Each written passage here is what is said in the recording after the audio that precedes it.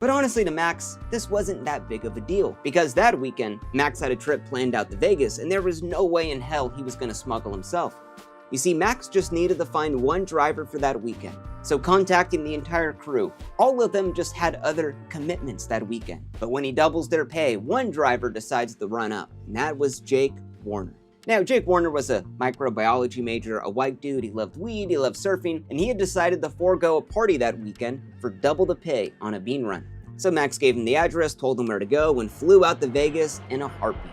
And while Max had assumed that Jake Warner knew all the rules and wouldn't cut corners, Jake Warner would be the eventual downfall of this entire business. As the sun set, the pickup had gone perfect. Jake, liberating the illegals in his Jeep Liberty, was speeding down the freeway, and he was cutting corners to get to a party in time that night.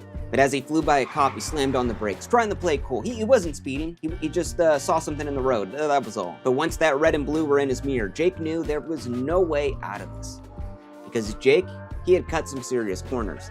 Instead of taking the secret road that took an extra 5 hours, Jake took the main road, swarming with Border Patrol all over. Jake, being a little bit greedy, decided to take 6 illegals to make some extra cash. Jake was arrested and taken into custody. Now, Agent Hunter of the Department of Homeland Security assumed he had just caught a college kid trying to make some side cash. But as Jake tried to talk his way out of it, he revealed that it wasn't his thing. There was a man named Max in Falfurrias, Texas, and he was the ringleader of the entire operation. Agent Hunter even said, "I was actually surprised at how much information he was able to provide based on his limited role." Staking out Max's apartment, undercovers followed him all around town, and once they saw him drive to Falfurrias with his stripper girlfriend in tow, Border Patrol called in for backup. By the time he arrived at the ranch, dozens of sniper agents were hiding out in the brush. A dozen cop cars were swarming in.